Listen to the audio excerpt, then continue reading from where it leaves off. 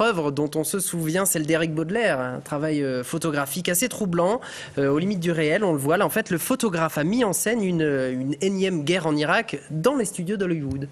C'est ça, c'est une œuvre qui a été présentée pour la première fois au festival Visa pour l'image, qui réunit donc des photojournalistes, enfin des photoreporters, des reporters de guerre, qui avait créé scandale parce que justement les reporters de guerre s'étaient émus du fait que cette image pouvait créer le trouble et jeter le doute sur leur profession. Oui. Parce que cette image qui semble être une scène de guerre prise sur le vif en Irak est en réalité un immense trucage, puisque ça a été réalisé dans un studio hollywoodien à une cinquantaine de kilomètres de Los Angeles, et que tous les personnages qu'on voit sur cette grande fresque photographique, fresque vraiment au sens où Delacroix pouvait l'entendre, sont des acteurs qui ont été longuement briefés. Les soldats américains qu'on voit ont été entraînés par un ancien GI qui travaille pour l'industrie hollywoodienne, etc. D'accord. Il y a une composition vraiment très très précise. Hein. On le voit sur les images qui sont derrière vous.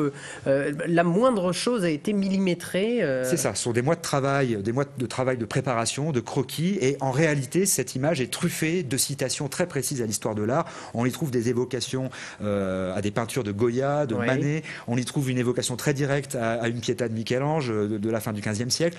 Et puis les évocations beaucoup plus actuelles sur les maltraitances à Abu Ghraib, avec ce personnage notamment qui prend la scène en photo avec son téléphone portable, où là c'est vraiment une évocation directe d'Abu Ghraib.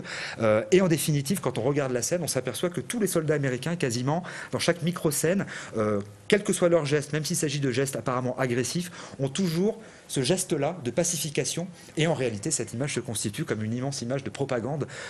Et donc ça revient aussi sur comment les images de guerre sont devenues des images passées à la censure après la guerre du Vietnam, comment l'image de guerre devient une image de propagande, etc. Donc ça englobe tout ça, l'histoire de l'art, l'actualité et la formidable falsification possible qui est celle des images qu'on donne à voir aujourd'hui.